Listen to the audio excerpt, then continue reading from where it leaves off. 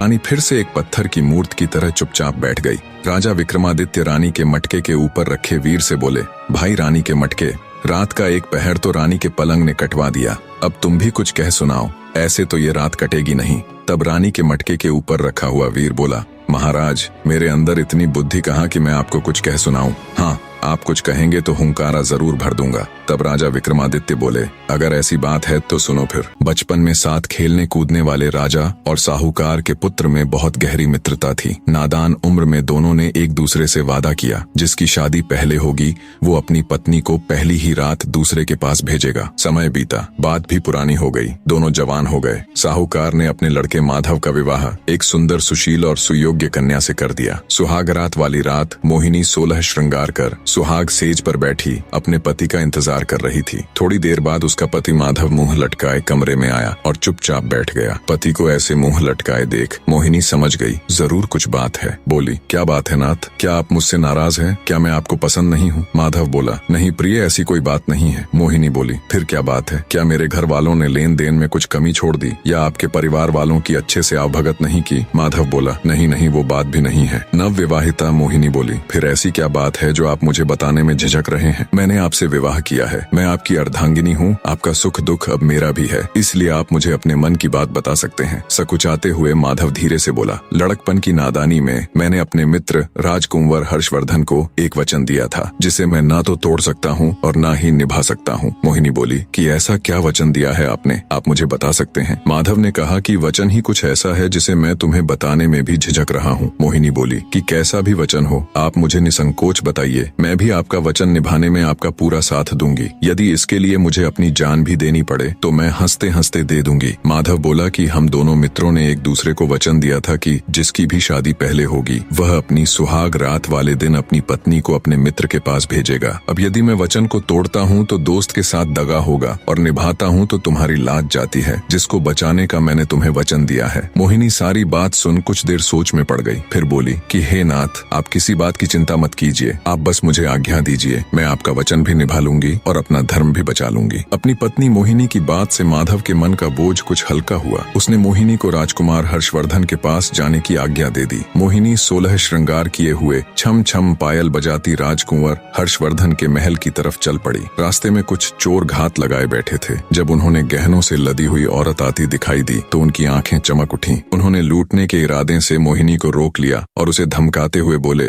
चुपचाप अपने सारे गहने उतार कर हमें दे दो, नहीं तो हम तुम्हारी हत्या करके सारे जेवर ले लेंगे। मोहिनी हाथ जोड़कर बोली, कृपा करके अभी मुझे छोड़ दीजिए, अभी मैं किसी बहुत आवश्यक काम से जा रही हूँ, जिसके लिए मेरे शरीर पर इन गहनों का होना अत्यंत आवश्यक है। मैं वचन देती हूँ, जब मैं वापस आऊंगी तो खुद तुम्हें ये सारे गहने उतार कर दे दूंगी। आपको दिया हुआ वचन मैं जरूर निभाऊंगी। चोरों ने कुछ सोच विचार कर उसे जाने दिया। मोहिनी जल्दी ही राजकुंवर हर्षवर्धन के महल की सीढ़ियां चढ़ती हुई उसके कक्ष के सामने पहुंच गई। मोहिनी जब अपनी पहली ही रात को किसी दूसरे आदमी के कमरे में जा रही थी, बस उसके मन में यही चल रहा था, कैसे भी करके अपनी पति का मान और अपनी लाज दोनों रखनी है। वो हर्षवर्धन के महल की सीढ़ियां चढ़ते हुए उसके कक्ष में पहुंच गई। राजकुमार हर्षवर्धन अपने कक्ष में अपने पलंग पर गहरी नींद में सो रहा था। मोहिनी ने उसके पैर का अंगूठा मरोड़कर उसे उठाते हुए कहा, जागो कुंवर सा जागो। राजकुमार हर्षवर्धन सकपका कर बैठा हो गया। अपने सामने 16 श्रृंगार किए किसी अप्सरा के समान सुंदर स्त्री को देखकर वह चौंक गया।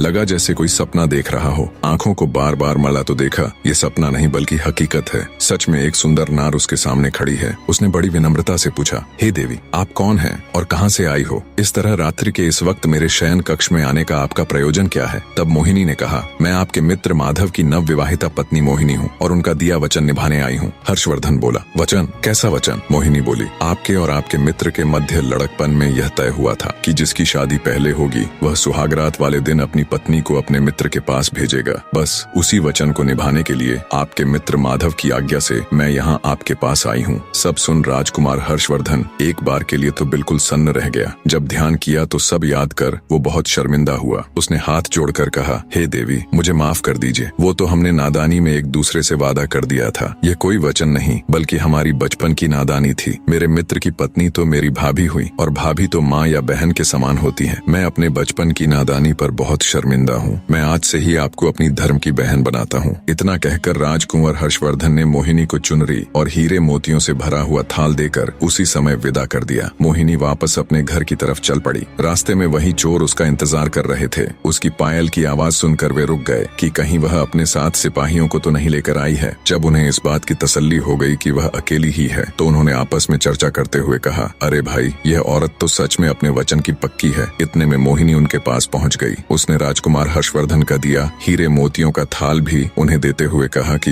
यह भी रख लीजिए, ये भी आपके भाग्य में ही था। रुकिए, मैं अभी अपने सारे गहने उतार कर आपको देती हूँ। इतना कहकर वह अपने गहने उतारने लगी। चोरों के आश्चर्य की सीमा नहीं थी। उन्होंने उसे रोकते हुए कहा, जरा रुको, पहले तुम हमें यह बताओ कि तुम कहाँ गई थी और यह हीरे मोतियों से भरा हुआ थाल तुम्हें कहाँ से मिला। तब मोहिनी ने उनको अपनी पूरी कहानी विस्तार से बताई। सारी बात सुनने के पश्चात चोरों ने हाथ जोड़ते हुए कहा, हे देवी, आप धन्य हैं जो अपनी लाज की चिंता न करके अपने पति का मान बचाने के लिए इतना बड़ा कदम उठाया। आप जैसी चरित्रवान स्त्री को तो हम भी अपनी बहन बनाना चाहते हैं। क्या आप हम जैसे पापियों को अपने भाई के रूप में स्वीकार करने का सम्मान देंगी? मोहिनी की स्वीकृति मिलने पर चोरों ने उसे हीरे जवाहरात से भरा हुआ थाल वापस कर दिया और साथ में लूटा हुआ धन भी दे दिया तथा सम्मान पूर्वक उसे उसके घर तक पहुंचा दिया। इतनी कहानी कहकर राजा विक्रमादित्य रानी के मटके से बोले, बताओ रानी के मटके किसका त्याग बड़ा है, चोरों का या राजकुमार हर्षवर्धन का? मटके के ऊपर रखा हुआ वीर बोला, महाराज, मेरे अंदर इतनी बुद्धि कहाँ कि मैं आपको ये बता सकूं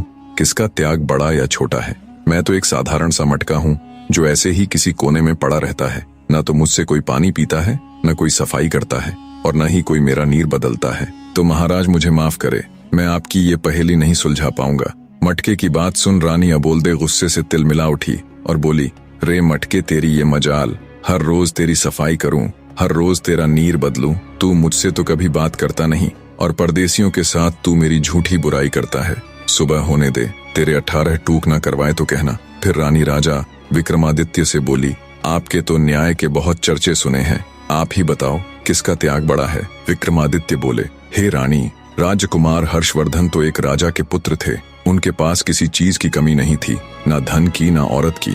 एक थाल देने से उसका भला क्या कम होगा। पर चोरों ने न केवल मोहिनी को लूटने से छोड़ दिया बल्कि साथ साथ अपना लूटा हुआ सर्वस्व धन भी उसे दे दिया। तो चोरों का त्याग राजकुमार हर्षवर्धन से बड़ा था।